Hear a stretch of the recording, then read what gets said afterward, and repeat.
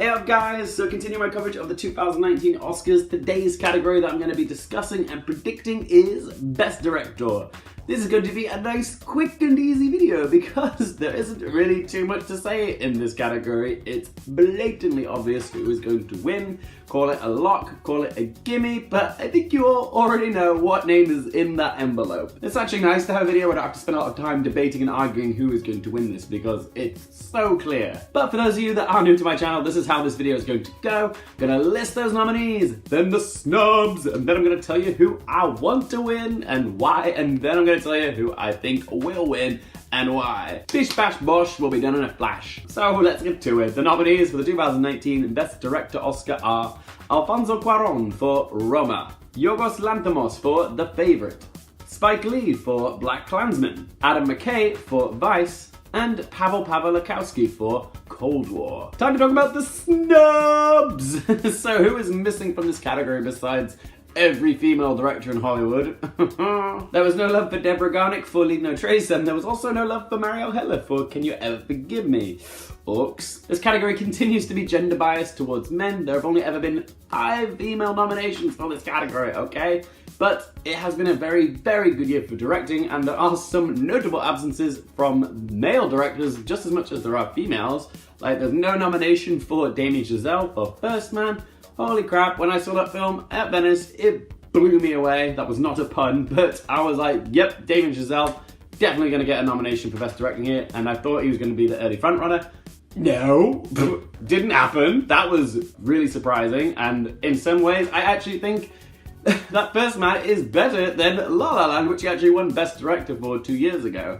And then, don't even get me started on Barry Jenkins' absence for If Beale Street Could Talk. Like, his direction in that film is phenomenal. It's so emotionally charged, and it's like some of the best directing I've seen, period. And I was certain he was gonna be a lock, but where is he? Like, seriously, where is he? He should be in this category. Like, I can't understand. What does Barry Jenkins have to do to get a nomination for Best Directing? Because, you know, If Beale Street Could Talk is a prime example of directing talent, you know, in all aspects.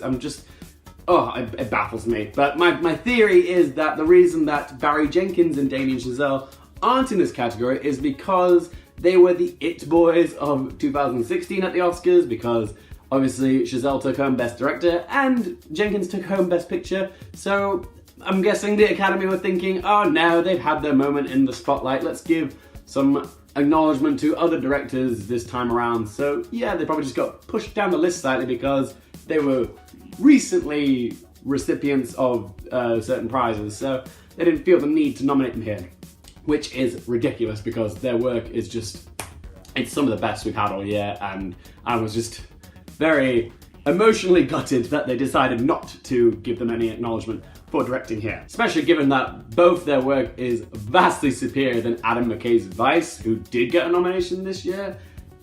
It just doesn't compute.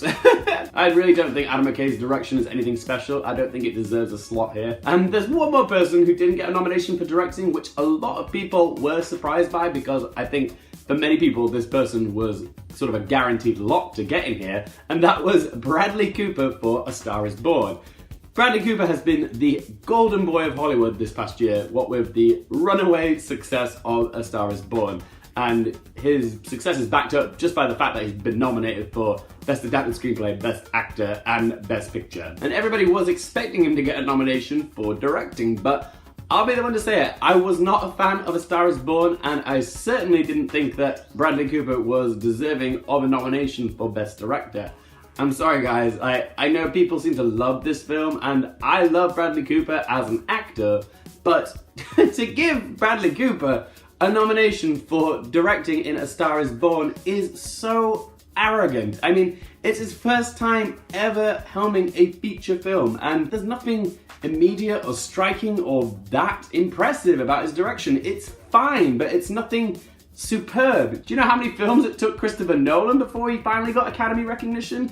It took him 10 attempts, alright? And this is a man who gave the world Memento, The Prestige, The Dark Knight, Inception, and Interstellar, and never once was he acknowledged for directing those masterpieces. I found it so weird that people were outraged that Bradley Cooper didn't get a nomination for A Star Is Born. I don't get it. I really don't get it. But people were demanding that Bradley Cooper get nominated for A Star Is Born, which is his first ever feature film, and in some places is quite amateurish. I actually think it's fair that he's not in this category. Alright, so who do I want to see win Best Director? This is so easy, you probably know it. It's going to be Alfonso Cuarón. I do love Yorgos Lanthimos, and I would love to see him win as well, but I do think that Alfonso Cuarón's direction was far better. I say give Yorgos Lanthimos a few more years and he'll probably gain enough credibility and momentum to be a Best Director winner. I love his work. I think he's such a wonderful auteur, and I think he is definitely on track to get that someday. But for now, it's Alfonso Cuarón. It is just, it's masterful what he did with Roma. And who do I think will win? There really is no need for this. You all know what name is going to be in this envelope. Do we even need a drum roll? It's obviously going to be Alfonso Cuarón for Roma. Duh. The man has literally won every trophy ever conceived for Roma, and you know why? Because he deserves it, and it's obvious that he deserves it. We know it, he knows it, the Academy knows it, he is taking home the Oscar for Best Director. It's a certainty. He gave the world a personal, intimate gem and just brought it to life on screen, and it's just transcended language barriers and countries. It's just a film that speaks to so many people, and yeah, it is his pièce de résistance. He may have won last time he was up for Best Director, 5 or 6 years ago, for Gravity, but yeah, he's an absolute lock. And he's going to continue the Mexican winning streak for Best Directors with his hermanos Guillermo del Toro and Alejandro Inarritu. So yeah, it's Cuarón's year. Mexico, you guys are slaying it with Best Director. If anybody else does manage to win this, I'm not saying it will, it won't, but if someone did manage to win this, there would just be so much outrage because this is Cuarón's year. He's won every award and he's going to win this one. So yeah, this is a lock, it's a certainty. If you're a betting man, this is where you would place your bet. It's a safe bet. Nobody else is taking home that trophy on 24th of February, I can tell you that. There we go, guys. That is my prediction for the 2019 Best Director. But of course, this is one bloke's opinion. I would love to know yours. And even though I know you're all going to say in the comment section below that it's going to be Alfonso Cuarón, I would like to know, who do you want to see win? Is there someone besides Alfonso that you'd like to see win this award? Be sure to let me know whatever you think in that comment section below. If you guys do like this content, please don't forget to click subscribe. And if you want all my reactions to all the Oscar winners on February 24th, be sure to add us on Twitter. Thank you guys so much for watching. For more things related to movies, TV, the Oscars, and popcorn culture, I'm Hearfield, and I'll see you next time.